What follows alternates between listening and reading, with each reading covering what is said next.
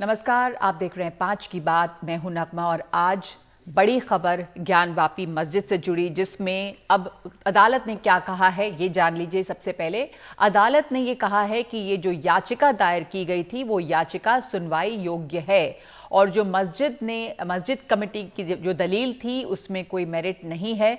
जिला जज AK विश्वेश ने ये आदेश दिया है। वाराणसी की जिला अदालत का ये फैसला है और ये जो याचिका थी वो श्रृंगार गौरी के पूजन दर्शन से जुड़ी हुई याचिका थी, जिसे 5 महिलाओं ने 18 अगस्त 2021 को दाखिल की थी और अब वाराणसी कोर्ट में इसके बाद 22 सितंबर को इस पर सुनवाई होगी। लेकिन आज क्या हुआ है? आज ये हुआ है कि ये कहा गया है कि ये जो याचिका है वो सुनवाई के योग्य है। तो मस्जिद पक्ष की तरफ से दायर याचिका में मेरिट नहीं है, ये कहा है अदालत ने। मस्जिद पक्ष ने दलील दी थी कि श्रृंगार गौरी में पूजा करने की याचिका जो है वो 1991 के पूजा स्थल कानून के खिलाफ है, लेकिन कोर्ट ने ये कहा है कि 1991 का जो वर्शिप एक्ट है वो इस पे लागू नहीं होता है। वाराणसी कोर्ट की जो बड़ी बड़ी बातें हैं वो भी आपको बता देते हैं। ये याचिका 1991 के पूजा स्थल कानून के तहत नहीं आती है, ये कहा है कोर्ट ने। यानी कि ये जो प्लेसेस ऑफ वर्शिप एक्ट है वो इस पर लागू नहीं होता है। मस्जिद को मंदिर में तब्दील करने की मांग नहीं की गई है। याचिका में मस्जिद की मिल्कियत हासिल करने की भी मांग नहीं है। श्रृंगार गौरी मंदिर में साल भर पूजा की इजाजत मांगी गई है। मतलब ये इजाजत है कि हर दिन वहां पर पूरे साल पूजा हो सके। श्रृंगार गौरी मंदिर में पहले से ही साल में एक बार पूजा होती है, तो अब क्या बदला है? अब याचिका में ये कहा गया है कि रोज पूजा करने की इजाजत मिले। 1947 से 1993 तक श्रृंगार गौरी मंदिर में हर रोज पूजा होती थी। 93 के बाद साल में एक बार पूजा की इजाजत दी गई थी। ये याचिका पूजा करने के अधिकार तक ही सीमित है, यानी कि इस याचिका में सिर्फ यही अधिकार मांगा गया है कि हमें हर रोज वहां पर पूजा करने के लिए दिया जाए। तो ज्ञानवापी मस्जिद के जो वकील हैं मेराजुद्दीन, उनसे बात की है हमारे सहयोगी ने। लेकिन पहले आपको सुनाते हैं कि जो हिंदू पक्ष हैं उनके वकील ने इस मामले में क्या कहा है। आज कोर्ट ने हमारे सारे आर्गुमेंट्स को मान लिया है। मुस्लिम पक्ष की एप्लीकेशन रिजेक्ट कर दी है। प्लेसेस ऑफ वर्शिप एक्ट की उनकी जो प्ली थी उसको खारिज कर दिया है। वक्फ एक्ट की प्ली को खारिज कर दिया है। कोर्ट ने कहा है कि सूट मेंटेनेबल है। अब इस मामले की अगली सुनवाई 22/9 को होगी। तो ज्ञानवापी मस्जिद के वकील मेराजुद्दीन इस पर क्या कह रहे हैं, उनसे बात की है हमारे सहयोगी सौरभ शुक्ला ने। और NDTV से मेराजुद्दीन ने ये कहा है कि वाराणसी कोर्ट के फैसले से वो संतुष्ट नहीं है। इलाहाबाद हाई कोर्ट में इसे चुनौती देंगे और जरूरत पड़ी तो सुप्रीम कोर्ट तक जाएंगे। हम इस वक्त वाराणसी डिस्ट्रिक्ट कोर्ट में हैं और डिस्ट्रिक्ट जज ने फैसला दिया है कि जो इंतज़ामिया कमेटी ज्ञानवापी की है उसने जो पिटीशन फाइल की थी कि श्रृंगार गौरी मंदिर में हर रोज़ पूजा याचना करने की याचिका सुनने योग्य नहीं है, उस याचिका को कोर्ट ने खारिज किया है। और कोर्ट ने कहा है कि श्रृंगार गौरी में हर रोज़ पूजा याचना करने की जो याचिका है उसमें गुण है, यानी उसको कोर्ट सुनेगा। अब आगे इस फैसले के खिलाफ इंतज़ामिया कमेटी क्या करेगी, इस पर बात करने के लिए हमारे साथ इंतज़ामिया कमेटी के वकील मेराजुद्दीन साहब हैं। मेराजुद्दीन साहब, क्या करेंगे अब आप लोग? अब आज लोग खिलाफ सुप्रीम हाई कोर्ट जाएंगे, रिवीजन दाखिल करेंगे। अभी आप लोग कह रहे हैं आप हाई कोर्ट जाएंगे इस फैसले के खिलाफ? रिवीजन दाखिल करेंगे। कोर्ट ने, हमने भी थोड़ा जजमेंट जो पढ़ा है उसके मुताबिक कोर्ट ने कहा है कि आप लोगों ने पढ़ लिया, हम लोगों को भी कापी मिली नहीं, कापी अप्लाई नहीं है। कल हम कापी अप्लाई करेंगे, कापी मिलेगी तो हम भी पढ़ेंगे तब भी हम भी उसका डिटेल जवाब देंगे। अब कोर्ट ने कहा है कि 1991 के जो एक्ट है, वर्शिप एक्ट फाइंडिंग दी है वो हम पढ़ेंगे तभी उसके बारे में जवाब देंगे। क्या फाइंडिंग दी है, मेन पॉइंट आप लोगों को मालूम है। हम तो उसके बारे में क्या डिटेल फाइंडिंग दी वो ना पढ़ेंगे पहले। लेकिन इस फैसले के खिलाफ आप लोग इलाहाबाद हाई कोर्ट जाएंगे जहाँ तक प्रयास होगा जाएंगे, उसके भी आगे जाएंगे, सुप्रीम कोर्ट भी जाएंगे। इस फैसले को कैसे देख रहे हैं आप राजनीति? देख रहे हैं भाई, तो जो चीज़ मेंटेनेबल नहीं है उस पर हम देख रहे हैं, उसी नज़रिए से देख रहे हैं कि आपका प्लेंट यहाँ दावा दाखिल होना मेंटेनेबल नहीं है, पॉसिबल नहीं है, यहाँ सुना ही नहीं जाएगा वो। मिराज जी, आप लोगों की तरफ से तमाम दलीलें रखी गई। आपने बताया कि आलमगीर मस्जिद थी, आपने 1986 का हाई कोर्ट का जो वर्डिक्ट था वो भी बताया। तमाम चीज़ें क्या क्या कुछ दलीलें थी आपकी तरफ से, अगर आप बता पाएं। बहुत सी दलीलें थी और सारे हमने सबूत और साक्ष्य भी दाखिल किए हैं फाइल, पत्रावली के अंदर, फाइल के अंदर दाखिल है साहब। आप लोग संतुष्ट नहीं है इस फैसले से? हम संतुष्ट तो अब जब तक हम आर्डर नहीं पढ़े कैसे कर देंगे कि हम संतुष्ट तो नहीं है। तो आज क्या हुआ है दरअसल? क्या एक कानूनी लड़ाई की शुरुआत हो गई है और अब आगे कोर्ट में लड़ाई लड़ी जाएगी? हमारे साथ इस वक्त जुड़ रहे हैं खास तौर पे खास मेहमान हैं मुस्लिम धर्मगुरु खालिद रशीद फिरंगी महली। बहुत बहुत शुक्रिया आपका वक्त देने के लिए। सबसे पहले तो आज जो हुआ है उसके ऊपर मैं आपकी प्रतिक्रिया जानना चाहती हूँ कि हुआ क्या। इसको एक बहुत बड़ी कामयाबी के तौर पे देखा जा रहा है हिंदू पक्ष की तरफ से। तो कुल मिला के ये हुआ है कि अब इस ये जो याचिका डाली गई थी हिंदू पक्ष की तरफ से, उस याचिका पे सुनवाई हो सकती है और मुस्लिम पक्ष की तरफ से जो याचिका थी उसे खारिज किया गया है। तो मामला जो है अब वो कानूनी लड़ाई में बदल गया है और उसको आगे चैलेंज किया जाएगा। तो आप कैसे देख रहे हैं इसे? देखिए, अभी तो इसमें किसी की हार या जीत का कोई मसला नहीं है और ना कोई ऐसा फैसला हुआ है। और जाहिर बात है, जो कुछ भी अदालत ने कहा है, हम लोग हमेशा ये कहते आए हैं कि हम लोग अदालत की हर बात का एहतराम करते हैं, रिस्पेक्ट करते हैं। और अभी तो ये कहना चाहिए केस की अब शुरुआत होगी। और जैसा कि अभी वकील साहब मिराजुद्दीन साहब ने भी कहा कि अभी हम लोगों के पास हाई कोर्ट का भी रास्ता खुला है, सुप्रीम कोर्ट का भी रास्ता खुला है। मगर यहाँ पे जो सबसे बड़ा सवाल जो लीगल एक्सपर्ट्स के सामने हम समझते हैं वो ये कि आप सब जानती हैं कि जो बाबरी मस्जिद का राम जन्मभूमि का केस था, इसमें ऑनरेबल सुप्रीम कोर्ट ने जो कुछ भी प्लेसेस ऑफ वर्शिप एक्ट 1991 के सिलसिले में कहा था अपने फाइनल जजमेंट में, उससे ये एक उम्मीद जाहिर हुई थी, बल्कि सबको यकीन हो गया था कि अब अपने इस मुल्क में कोई भी मंदिर मस्जिद से रिलेटेड कंट्रोवर्सी नहीं खड़ी होगी और कोई भी केस से इससे रिलेटेड अदालतें उसको टेकअप नहीं करेंगी।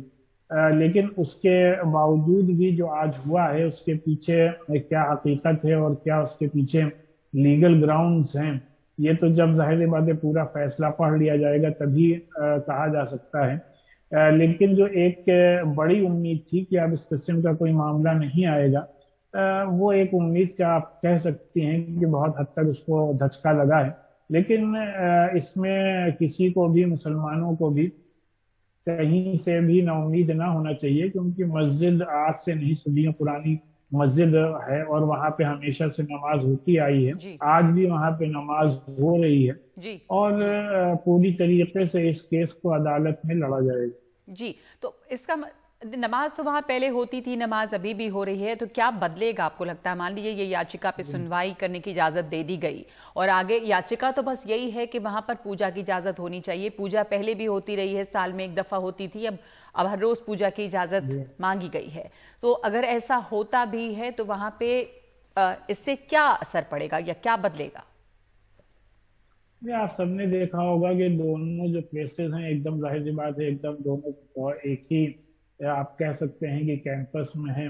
और जहाँ पर एक साथ नमाज और पूजा होगी और एक ही वक्त में होगी, तो उससे कहीं ना कहीं हो सकता है कि प्रॉब्लम्स खड़ी हों। और मंदिर में पूजा होनी चाहिए, मस्जिद में नमाज पढ़ी जानी चाहिए। यही हमारे मुल्क में हमेशा से होता आ रहा है और आगे भी होना चाहिए। और जो भी मंदिर मस्जिद के अगर जहाँ कहीं भी कंट्रोवर्सीज हैं, तो आज भी मौका है कि जो भी इससे रिलेटेड लोग हैं, जिम्मेदार हैं मगर लोकल लेवल पर, उसको बैठ करके अगर मसाइल को हल कर लिया जाए, बजाय इसके कि बार बार अदालतों में इन केसेस को ले जा करके एक लंबी लड़ाई लड़ी जाए और उससे बाहर का माहौल कहीं ना कहीं अफेक्टेड होता है, तो वो रास्ता ज्यादा बेहतर और मुनासिब है। आपको लगता है कि अभी एक लंबी कानूनी लड़ाई की शुरुआत हो गई है, जैसे अयोध्या का मामला था और उसके बाद उम्मीद थी कि शायद अब इस तरह की लड़ाई दोबारा सामने नहीं आएगी, लेकिन आपने जैसा कहा कि एक धचका लगा है और एक फिर इस तरह के मामले सामने आ रहे हैं। पर अब ये एक लंबी कानूनी लड़ाई की शुरुआत है और जो याचिका मुस्लिम पक्ष की तरफ से थी कि 1991 का प्लेसेस ऑफ वर्शिप एक्ट जो है वो लागू हो, उसको खारिज किया है अदालत ने। तो उसको कैसे देखते हैं अब कि यहाँ पे लागू नहीं होता है ये जो एक्ट है? ये हम लोग ये समझ रहे थे कि सुप्रीम कोर्ट ने जो एक बात कह दी है वो तमाम केसेस में और तमाम कोर्ट्स में उसको एक्सेप्ट किया जाएगा। और जाहिर बात है आज जो बात कही गई है, ऑनरेबल जज ने जो बात कही है, उसके बुनियादी तौर पर क्या ग्राउंड्स हैं, क्या बेसिस हैं, ये तो जजमेंट पढ़ने के बाद ही पता चलेगा। लेकिन एक जाहिर सी बात, एक नाउमीदी तो जरूर हुई है, लेकिन अभी पूरा दोनों पार्टीज के सामने पूरे रास्ते खुले हुए हैं। और जैसा आपने कहा कि जैसे अयोध्या के केस में एक लंबे अरसे तक कानूनी लड़ाई चली है और उससे क्या कुछ नहीं हुआ मुल्क में, वो सबके सामने है। बहरहाल हम यही तवक्को करते हैं कि इतनी लंबी है कानूनी लड़ाई ना हो, उससे पहले मसला हल हो जाए, दोनों पार्टीज की सहमति से हल हो जाए। और मेरी दोनों कौमों के आपके चैनल के जरिए से एक बार फिर से यही अपील है कि तमाम लोग हर तरीके से अमन अमान कायम रखें और इस मसले को बातचीत के जरिए से या अदालत में ही हल कर लिया जाए। जितनी जल्दी बेहतर हो उतना बेहतर। जी बिल्कुल सही कहा आपने, बहुत बहुत शुक्रिया आपका हमसे बात करने के लिए कि जितनी जल्दी मसला हल हो जाए उतना बेहतर है, बातचीत से हल हो जाए, अदालतों में हल हो जाए और एक लंबी लड़ाई न बने जिससे बाहर का माहौल भी खराब होता है। शुक्रिया आपका फिरंग महली साहब। हमारे साथ इस वक्त बातचीत के लिए जुड़े हैं तहसीन पूनावाला, राजनीतिक कार्यकर्ता, और गीता भट्ट, राजनीतिक विश्लेषक। गीता जी, आपसे शुरुआत करना चाहती हूँ। अभी हमने मौलाना रशीद से ये बात की और उनसे बात करने में उन्होंने कहा कि अयोध्या के बाद ये उम्मीद थी कि अब इस तरह के मामले दोबारा नहीं आएंगे, अयोध्या का मामला सेटल हुआ, लेकिन इस नजरिए से एक धचका लगा है, एक झटका लगा है और मायूसी हुई है कि रह रहे के इस तरह की बातें सामने आती हैं और फिर वैसे ही लंबी कानूनी लड़ाई शुरू हो रही है।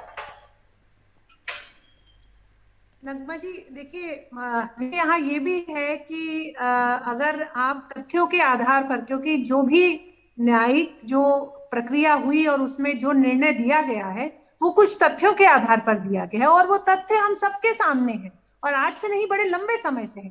तो जब यह बात मुस्लिम पक्ष को भी मालूम है, अंजुमन कमेटी को भी ये तथ्य बड़े अच्छे से उन्हें मालूम है कि ये जो हिस्सा है ये मंदिर का ही हिस्सा है जिसे कि किन्हीं ऐतिहासिक परिस्थितियों के अंतर्गत इसको जो है फिर से इसको मस्जिद बना दिया गया था। तो जब उसमें जो पूजा करने के लिए जो अनुमति मांगी गई है जिन 5 महिलाओं द्वारा 1991 से तक, वहां पे यह पूजा पहले भी होती थी, ऐसा नहीं है कि नहीं होती थी, परंतु 1992 के बाद वहां इस पर रोक लगा दी गई। और उससे पहले के ऐसे बहुत से लोग हैं जो वहां अंदर लोग जाते थे और पूर्ण रूप से आप अपनी जिसे कहते हैं कि नेकेड आई से देख सकते हैं, देखने से ही पता चलता है कि यह पहले किसी मंदिर के अवशेषों से इसको बनाया गया है, साफ दिखाई देता है। तो ऐसे समय में मुस्लिम समाज अगर खुद सम्मुख आकर इस बात को मान ले और उसने उन्हें पूजा अर्चना करने का अपने आप ही स्वागत करे इस बात का, तो एक मुझे लगता है कि बड़ा अच्छा समाज में सौहार्द भी होगा और एक अच्छी पहल होगी।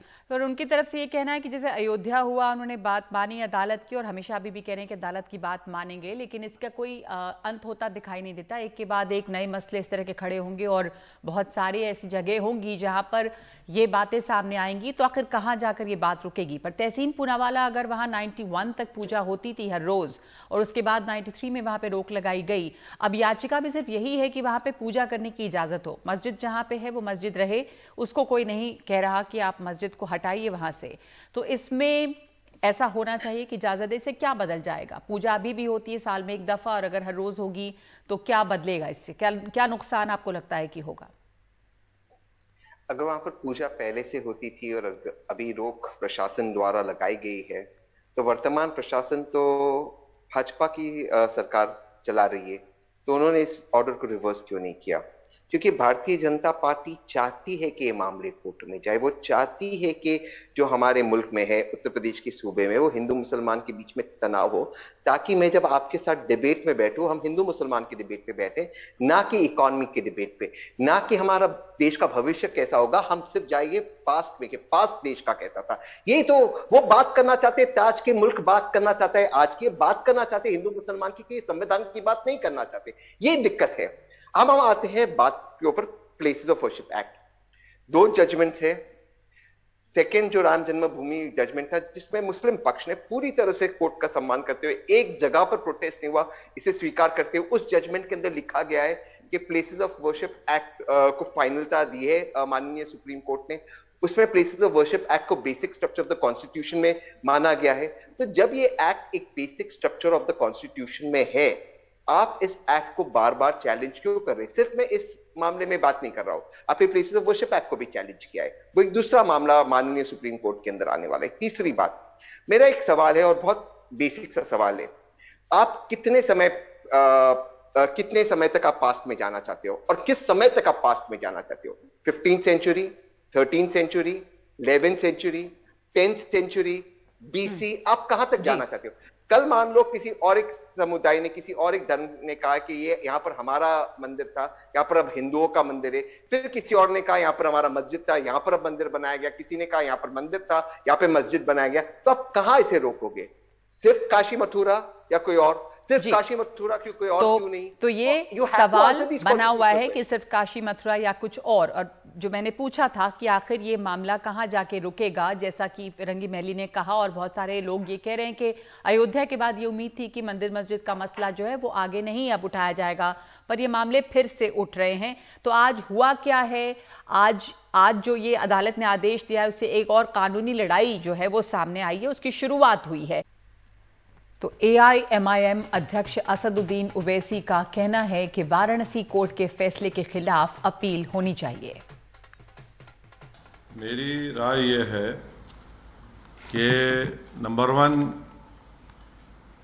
ये तो इसके खिलाफ अपील होनी चाहिए। इस जो ऑर्डर आया है आज का, फौरन इसके खिलाफ हाई कोर्ट में अपील होनी चाहिए। मेरा मानना यह है कि ये जो आज ऑर्डर आया है, इससे देश में अब बहुत से चीज़ें शुरू हो जाएंगी। हर कोई जाकर ये कहेगा कि नहीं 15 अगस्त 1947 से पहले से हम यहाँ पर थे, तो फिर 1991 का जो places of religious worship act है वो तो उसका मकसद ही फेल हो जाता है। तो आपको एक बार फिर सीधे ले चलते हैं, क्या कह रहे हैं असदुद्दीन ओवैसी इस फैसले पे या इस आदेश पर जो कोर्ट ने आज दिया है। 1883-84 का खसरा रिकॉर्ड, उसमें कहा गया कि मस्जिद है। मैं आपको एग्जाम्पल दे रहा हूं, 1936 का दीन मोहम्मद वर्सेस स्टेट केस था, जिसमें 1937 में कहा गया कि मस्जिद है, इसमें घर है, अतराफ में जमीन नीचे की नॉर्थ साइड पूरी वक्फ है। फिर मैं आपको बता रहा हूं 1942 26 फरवरी को वक्फ गेजेट इशू हुआ कि ये वक्फ है। चौथा मैं आपको कह रहा हूं कि जब ये काशी का एक्सपेंशन हो रहा था, जिसको प्रधानमंत्री ने इनॉग्रेट किया, उसमें प्रॉपर्टी एक्सचेंज हुई रजिस्टर्ड डॉक्यूमेंट्स के साथ। फिर क्या है? फिर ये हमको तकलीफ इस बात की है कि सब रहने के बावजूद भी आज ये सब हो रहा है। अब कोर्ट का फैसला है, ठीक है, मगर अपील होगी। और मेरा अप्रीहेंशन का तो मैं इजहार कर चुका हूं। सर, आप बाबरी मस्जिद का केस ला रहे हैं, इसमें तो आप बाबरी मस्जिद और इसको क्यों कंपेयर कर रही है? नहीं तो देखिए सुनिए, बाबरी मस्जिद कैसे शुरू हुआ? बाबरी मस्जिद कैसे नहीं बाबरी मस्जिद शुरू कैसे हुआ? आपने रात के अंधेरे में जाकर वहां पर मूर्तियां रखकर आपने उसको सील कर दिया, और फिर आपने बगैर मुसलमान को पूछे वहां पर आपने पूजा शुरू कर दी। फिर राजीव गांधी प्रधानमंत्री जब थे, आपने बगैर मुस्लिम पक्ष को सुने आपने ताले खोल दिए। सुप्रीम कोर्ट को आपने वादा किया कि बाबरी मस्जिद को हाथ नहीं लगाएंगे। 6 दिसंबर को आपने मस्जिद को शहीद कर दिया। अगर मस्जिद शहीद नहीं होती बाबरी मस्जिद की, तो कोर्ट का ऑर्डर क्या आता? ठीक है, कोर्ट का सुप्रीम कोर्ट का ऑर्डर आ गया। सुप्रीम कोर्ट ने अपने ही सिविल टाइटल सूट जजमेंट में कहा कि 91 का एक्ट भारत के बेसिक स्ट्रक्चर संविधान का हिस्सा है। तो फिर लोअर कोर्ट्स को तो सुनना चाहिए ना सुप्रीम कोर्ट के ऑर्डर को। सर, तो इस फैसले से ये जो आया है उससे एक आम मुसलमान डिसअपॉइंटेड हुआ है, आप डिसअपॉइंटेड हुए? बिल्कुल सेटबैक है ये सेटबैक है।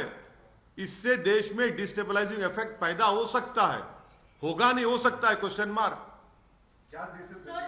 नहीं, इसलिए देखिए, हर कोई जाकर ये बोलेगा कि 15 अगस्त से पहले था, 47 से पहले ये होता था। कहां खत्म होगा भाई ये? फिर ये कहां खत्म होगा बताइए? हमने 91 का एक्ट क्यों बनाया था? बनाने का मकसद क्या था कि इस तरह के ये जो चीजें हो रही हैं उसका खात्मा हो जाए, कॉन्फ्लिक्ट जितना खत्म हो जाए। आपने तो अब तो परपेचुअल लिटिगेशन चलता रहेगा। So you are saying that now not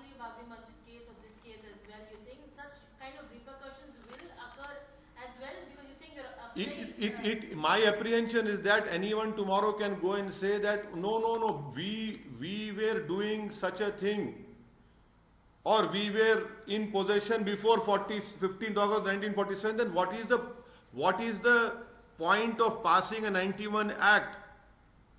The point was that this act was being passed to ensure that past conflicts should not continue. There should not be perpetual litigation. And I am quoting to you that in this particular case, the Khasra record of 1883-84 clearly says that plot number 9130 is Mahbooze Ahl Islam Masjid. Secondly, I am reminding you that in 1936, a case of Deen Muhammad versus State, the court in its judgment in 1937 clearly said that the masjid. तो AIMIM अध्यक्ष असदुद्दीन ओवैसी ने अपनी प्रतिक्रिया दी है court के आज के आदेश पर और कहा है कि अगर 1991 का जो एक्ट है, रिलीजियस प्लेसेस एक्ट, अगर वो इस पे लागू नहीं होगा तो ये भी सवाल उठता है कि ये एक्ट बना ही क्यों था। अगर ये एक्ट लागू नहीं होता है तो ऐसे इन मामलों पे कहां जाकर रोक लगेगी, कितना पीछे हम जा सकते हैं। और सवाल ये है कि क्या इस तरह के मामलों को दोबारा से उठाना देश के माहौल को एक बार फिर से खराब करेगा या कर सकता है, ये सवाल बना हुआ है। उन्होंने बताया कि बाबरी मस्जिद का मामला भी इस तरह से शुरू हुआ था और कानूनी लड़ाइयों में फंसते फंसते ये मामला बहुत दिनों तक चला और उसके आगे किस तरह से देश भर में से लेकर एक माहौल खराब हुआ वो हम सब ने देखा है। तो ये असदुद्दीन ओवैसी हैं, बता रहे हैं, उनकी ये प्रतिक्रिया है कि ये मामला जो है इसको चुनौती देनी चाहिए। आगे कोर्ट में मुस्लिम पक्ष, जाहिर सी बात है कि इस पे हाई कोर्ट भी जाएगा और आगे सुप्रीम कोर्ट भी। इस वक्त एक ब्रेक ले रहे हैं हम 5 की बात में और अब हमारे साथ 5 की बात में जुड़ रही हैं खास मेहमान शेफाली शाह, जिनकी एक बड़ी सीरीज अभी बेहद कामयाब हुई है, डेली क्राइम सीजन 2। उसके पहले डेली क्राइम 1 में भी शेफाली शाह को आपने देखा और कई फिल्में जैसे डार्लिंग जैसी फिल्म जो हैं वो हिट रही हैं। बहुत बहुत शुक्रिया आपका और बधाई आपको तमाम कामयाबियों पर। आपको अभी मेलबर्न में जलसा के लिए सम्मान मिला। डार्लिंग आपकी फिल्म बहुत कामयाब हुई। डेली क्राइम 1 को बहुत सराहा लोगों ने और अब डेली क्राइम 2 जो है उसका दूसरा सीजन भी बहुत हिट रहा है। तो शेफाली, बहुत सारी आपको कामयाबी और सराहना मिल रही है। आप इसे कैसे देख रही हैं और कैसे आप इन सब चीज़ों को, इतनी सारी खुशी जो है वो समेट रही हैं?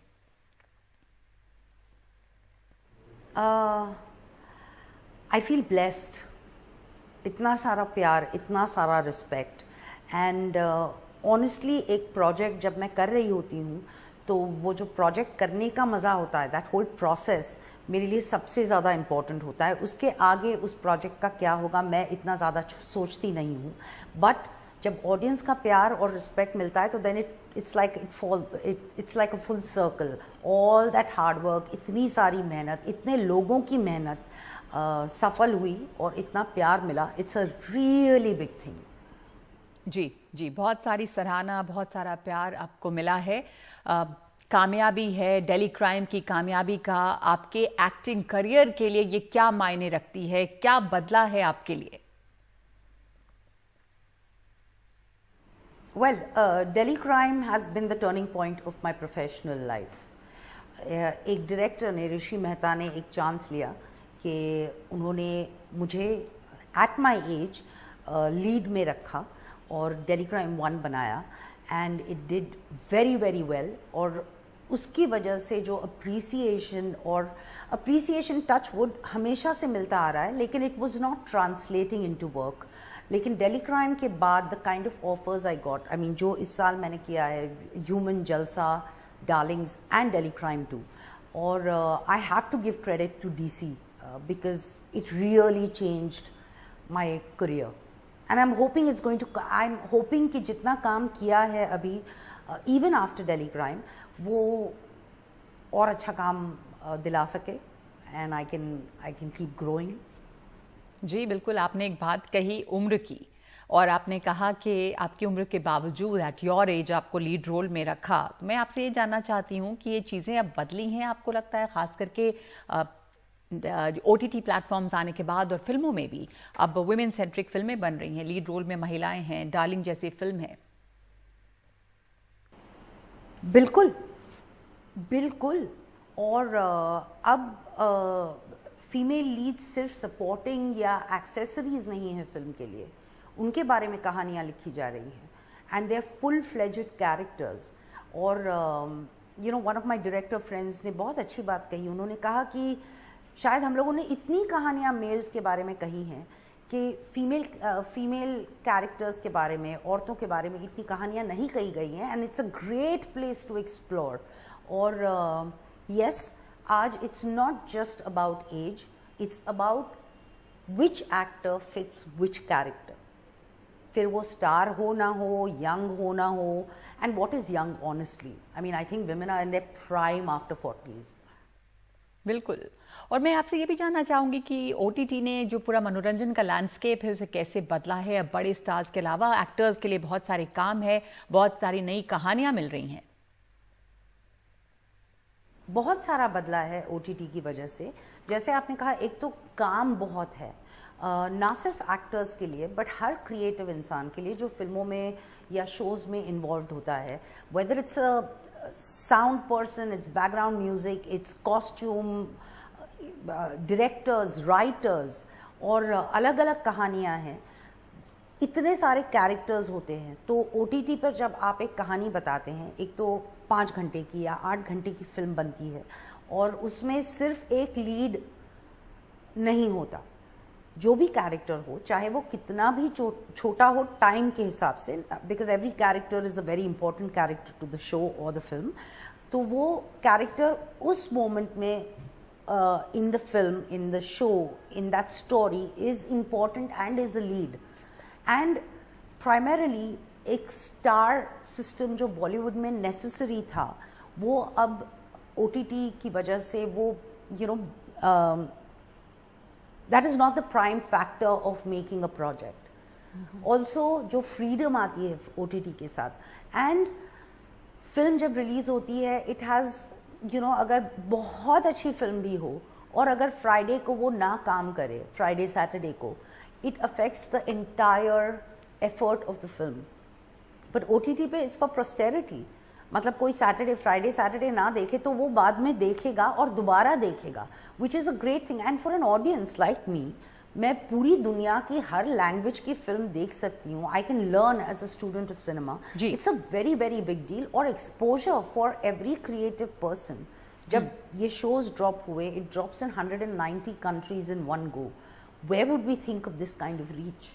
जी जी बिल्कुल, ये सब कुछ बदला है। और आपको लग रहा है कि क्या वजह लगती है कि बड़ी फिल्में जो हैं हिंदी की खास करके वो कामयाब नहीं रह रही हैं, बड़े स्टार्स का भी वो पुल नहीं रहा और बहुत सारी फिल्में जो हैं इधर नाकाम रही हैं, बड़े पर्दे की जो फिल्में हैं? नो, एब्सोल्युटली ज़रूरी है।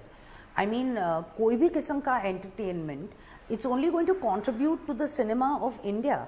और दूसरा, watching films in a theatre is a culture in a country, वो कभी नहीं जाएगा। I mean I want to watch big films I want to watch films in a theatre, it's an experience. और बड़े पर्दे पर एक फिल्म देखना, it's a different kind of fun. अपने परिवार के साथ जाओ, समोसे खाओ, फिल्म देखो, it's something that is never ever going to go away from our country and it should not. It's a very integral part of us. Or yes, certain things, certain projects are loved by people, certain are not so loved by people. That's a process of filmmaking. That's a process of any kind of art. Any kind of art is subjective. किसी को जो अच्छा लगता है ज़रूरी नहीं कि किसी और को वही अच्छा लगे. So it's a process, but I don't think the culture of cinema can ever go out of a country, and it shouldn't. तो बड़ा पर्दा जो है वो रहेगा, उसका क्रेज, उसका चार्म अलग है। लेकिन इधर जो एक बॉयकॉट ट्रेंड चला है शिफाली, उस पर आप क्या कहेंगी? क्या आपको लग रहा है कि ये एक ट्रेंड है सिर्फ जो वक्त के साथ हटेगा? ये क्या फिल्मों को बॉयकॉट किया जा रहा है? Well, जैसे मैंने अभी कहा कि हर फिल्म, एक तो पहले हर फिल्म, जैसे मैं हमेशा कहती हूँ, is born with its own fate and destiny, like a baby. Even in our history बहुत खूबसूरतें फिल्म, खूबसूरती से बनाई हुई फिल्में शायद काम नहीं की हो, इसका मतलब ये नहीं कि वो फिल्म खराब है। और हर प्रोजेक्ट, पर्टिकुलरली आर्ट, हर इंसान का नज़रिया बहुत अलग अलग होता है, तो शायद किसी को बहुत पसंद आए, किसी को ना पसंद आए. I have been absolutely blessed कि मुझे हमेशा से बहुत प्यार और बहुत रिस्पेक्ट और एडमिरेशन मिला है. And it's overwhelming. I genuinely feel I am blessed, and yeah, I think it's a phase. It'll pass. जी. और आखिरी में मैं आपसे सवाल पूछना चाहती हूँ कि I really think so, क्योंकि एक फिल्म को कंप्लीट करने में ना सिर्फ उनके क्रिएटर्स की मेहनत, ना सिर्फ लाइट बॉयज हो या स्पॉट दादा हो, सबकी मेहनत लगी होती है, बट वो जब ऑडियंस से भी एक्सेप्टेड होती है तब जाकर वो सर्कल कंप्लीट होता है. And it will, there are films that have been loved. We are just talking about films which are not being so loved on the box office, but that doesn't determine the fate of cinema. जी, आखिरी सवाल मैं आपसे पूछना चाहती हूँ कि जो show है आपका दिल्ली क्राइम सीजन 1 और 2, उसने आपको किस तरह से बदला है प्रोफेशनली और पर्सनली? Well, पहले तो दिल्ली क्राइम जब मैंने किया, it changed my way of working totally. मतलब अब जब मैं अपने पुराने प्रोजेक्ट्स के बारे में सोचती हूँ तो मुझे लगता है कि किस तरह से काम करती थी आज तक. So that is a big difference. और as a person I think every success for me kind of underlines and emphasises humility. और ये रियलाइज हुआ है मुझे that what works for me is that I take my work very seriously. I don't take myself seriously. And every project is a make or break. But I love what I do. I love it. And if that translates, और अगर सामने से भी मुझे उतना ही प्यार and respect मिले और अलग अलग किस्म के किरदार मिले, अलग अलग किस्म के प्रोजेक्ट्स मिले, where people think I'm worth and people think that project is worth me, well, that's what I'm looking for. That's what I've been waiting for the longest time. So it's everything put together. जी, बहुत बहुत शुक्रिया आपका Shefali Shah. All the best आपके आगे आने वाले projects के लिए. धन्यवाद हमें वक्त देने के लिए. भारत जोड़ो यात्रा पर कांग्रेस के ट्वीट से विवाद खड़ा हो गया है. इस ट्वीट में आरएसएस के यूनिफॉर्म को जलते दिखाया गया. बीजेपी ने इस विवादास्पद ट्वीट पर तीखी प्रतिक्रिया जताई है. बीजेपी प्रवक्ता संबित पात्रा ने एक प्रेस कॉन्फ्रेंस करके कहा कि ये कांग्रेस की भारत जोड़ो नहीं बल्कि आग लगाओ यात्रा है. RSS and the BJP is not used to aggressive responses from the Congress. When the Congress gives an aggressive response, जब हम आक्रामक होते हैं तब वो पीछे हट जाते हैं. तो ये अगर वो आक्रामक होंगे, हम डबल आक्रामक होंगे. ये समझ लेना चाहिए उनको. ये भारत जोड़ो है, ये आग लगाओ यात्रा है. यह और कुछ नहीं है मगर किस प्रकार से लोग वायलेंट हो, किस प्रकार से आगजनी हो, किस प्रकार से हत्याएं हो, उसके लिए लोगों को उकसाने का काम आज गांधी परिवार और गांधी परिवार के कहने पर कांग्रेस पार्टी ने किया है.